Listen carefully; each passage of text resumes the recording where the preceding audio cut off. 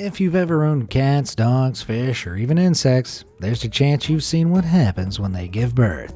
It's all natural and normal-ish for the most part, but there are some animals that reproduce in mind-blowing and often utterly bizarre ways. From popping out babies out at the tops of trees to virgin deliveries, let's take a look at some of the most incredible births in the animal world.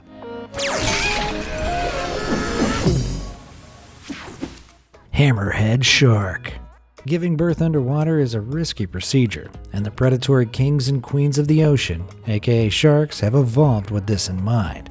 For sharks, birth can happen in surprisingly varied ways. Although some sharks lay eggs, about 60% of shark species are viviparous and give birth to live young. Among the live birthers is the hammerhead shark.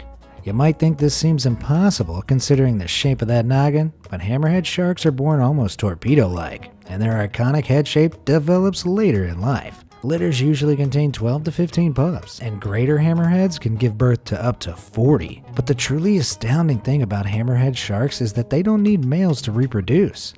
That's right. When males are in short supply, hammerhead sharks are capable of virgin birth. During the process known as automatic parthenogenesis, an unfertilized egg inside the mother is activated to behave as a fertilized egg by a small cell known as the sister polar body. From that point, it develops into a little shark pup. Because no new genetic material is added into the mix from a father shark, the baby is born at a considerable disadvantage due to its lack of genetic diversity. In a nutshell, it's more likely to be a slightly derpy fish. If that's the implications of a virgin birth, this raises a couple of questions about Jesus. Freaky flatworms. If bizarre, mind-blowing births are your thing, allow me to introduce you to the planarian flatworm of the Turbellaria family. This little wiggler has the impressive ability to reproduce both sexually and asexually. When flatworms are feeling sexual, they'll bind together and, as they're hermaphroditic, fertilize each other's eggs. But asexual reproduction is where it gets weird. Planarian flatworms use a method called transverse fission. This is where the worm fixes the tail portion of its body onto a surface and then pulls forward until it tears itself into two. Sounds grisly, but get this. Each half then completely regenerates to form two new worms. That's right, it can breed by literally tearing itself apart. The tail portion can regenerate a brand new head in little than under 7 days. Pretty incredible, right? It takes me almost that long to iron a shirt. Scientists have been fascinated by these worms for decades, and it's thought this reproduction process might hold the key to superhuman medicine. Either that or having twins in the future is going to get real weird. Humpback whale. This is the majestic humpback whale, and this is some of the first footage ever captured of a humpback whale giving birth. This bust-sized sea mammal is going through something known as a fluke birth, where the calf is born tail first. Usually a humpback whale calf will gestate for almost 12 months, and at birth it can weigh up to 1.5 tons and measure up to 15 feet long. But that's not all. Humpbacks are known for undertaking some of the longest migration journeys on the planet. With typical yearly migrations of up to 16,000 miles on average, there's no stopping just because a baby is born. Once the calf is delivered in the warmer equatorial waters, it's business as usual. The long migration back home, either south or north depending on the mother's preference, begins immediately. The baby is born swimming, but will sometimes ride on the mother's back and head to catch a breather. Now that's a whale of an upbringing. Sloths. Do you ever find yourself wondering, golly, childbirth sure seems easy. Is there a way to make it more difficult? No? Well, it seems like sloths take that stance because they regularly give birth at the tops of trees. Sloths are notorious in the animal kingdom for their painstakingly slow speeds and minimal locomotion. To illustrate the point, they only tend to leave the safety of their home in the trees around once a week to defecate. Even the need to give birth won't force these bizarre hanging mammals onto the ground. So after 6 to 12 months of gestation, they're forced to give birth in the treetops. This means the baby doesn't always make a graceful entrance. Usually they use their front limbs to grasp the mother's stomach fur and pull themselves out. In other instances, however, the strength of the umbilical cord is what keeps the baby from becoming a pancake. Eventually, though, the little abseiler's pre-equipped claws and instincts allow it to latch onto the mother for the next 6 months. With a stuntman birth like that, I'd say sloths are way more hardcore than most people give them credit for. Suriname toads. For those with a fear of small irregular holes, toads, or pregnancy, Welcome to hell. What you're looking at is the live birth of a Suriname toad, starring in one of the most skin-crawling videos on the internet. When these amphibians found in Brazil, Suriname, Bolivia, and Peru mate, the female releases 60 to 100 eggs, which the male fertilizes on top of her and then pushes them into her back. After 2.5 months, the eggs then hatch while they're embedded in the female's skin. Slowly but surely, each newly formed toad pops out of the female's back. The female then sheds her skin and is ready to begin the cycle all over again. This stomach-churning gestation method is a clever evolutionary tactic that prevents clusters of unattended eggs being eaten by predators. So if you ever thought your parents were overprotective, remember, it could have been so much worse. Seahorse. Sometimes a man's gotta do what a man's gotta do, including giving birth.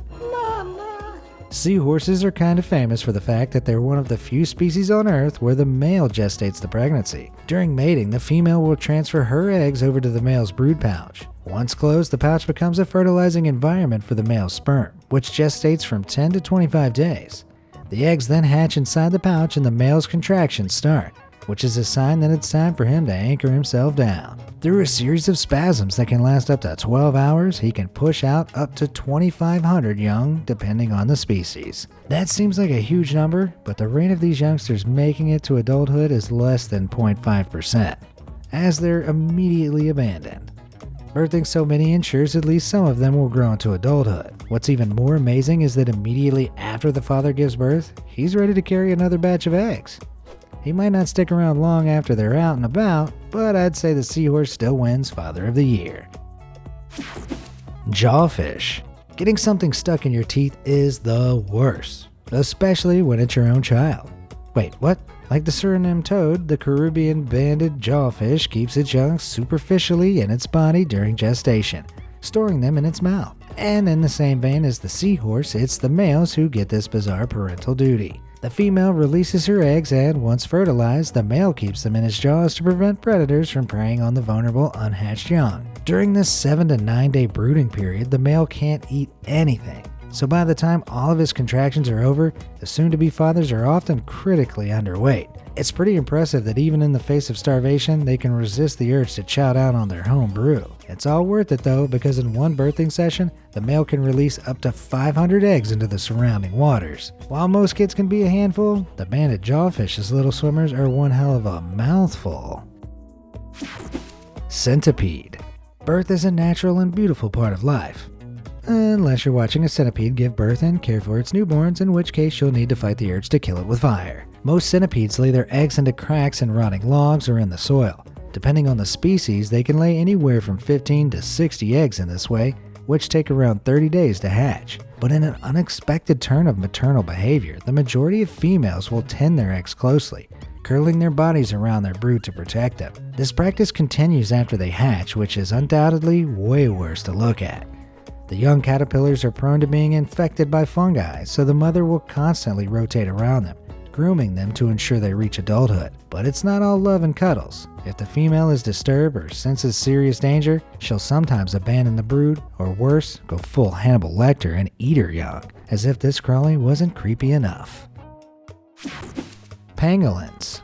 Despite looking cute, these creatures found in Asia and Africa, and formerly known as pangolins, have a defense mechanism that makes them a formidable opponent. Like countless video game characters, their special ability is rolling into an armor-plated ball. Pangolin scales are made of keratin, like big, sharp, massively upgraded human fingernails, and catching this little mammal at the wrong angle can prove extremely painful. Even nature's apex predators have a hard time cracking them open. But with scales so tough, how do they give birth without tearing themselves apart? Well, for starters, with a gestation period of around 5 months, they typically only give birth to one pango pup at a time. When the 6-inch pup is born, it comes ready with a full set of scales, only they're a little soft-boiled at birth to make it easier on the mother. After a day out in the world though, the scales miraculously harden to almost the same strength as an adult pangolin's. They grow up so fast. Snakes. Is it just me, or did school teach us that reptiles lay eggs? If that's so, then how is this possible? You're currently seeing a boa snake giving live birth to a whole nest of baby boa snakes. It's mind-blowing to watch, and even more so knowing that snakes can give birth in 3 different ways depending on the species. Oviparous species lay eggs with little or no embryonic development inside the mother. Viviparous species give live birth where the embryo is fully developed. Ovoviviparous species, meanwhile, are a hybrid. Ovoviviparous eggs are incubated inside the mother until the babies hatch and slither out, leaving the eggs inside the mother. Snakes that typically go through live birth include boas like pythons and anacondas, vipers like rattlesnakes, and sea snakes like horned and olive snakes. Gestation periods for these species range from 5 to 8 months, with broods of over 14 at once. That's right, a good portion of the snakes you might encounter could be wriggling with a dozen smaller versions ready to burst out at any moment. Jellyfish. How are jellyfish born? It's not a question many people ask or know the answer to, but the process is as impressive as it is alien compared to our own.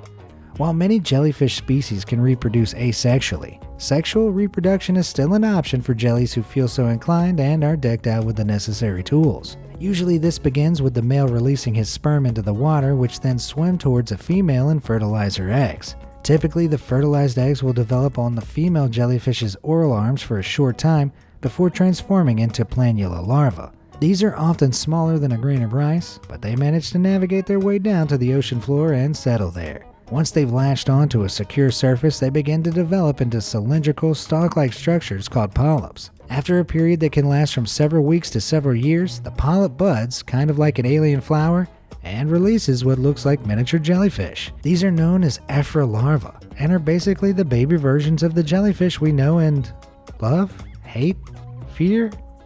Anyway, eventually these will grow into fully fledged adults in what's known as the Medusa stage, and the cycle begins all over again. It's kind of comforting, isn't it?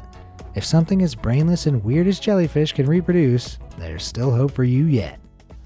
Were you impressed by any of these eyebrow-raising births? Which one weirded you out the most? Let me know in the comments section below. Thanks for watching.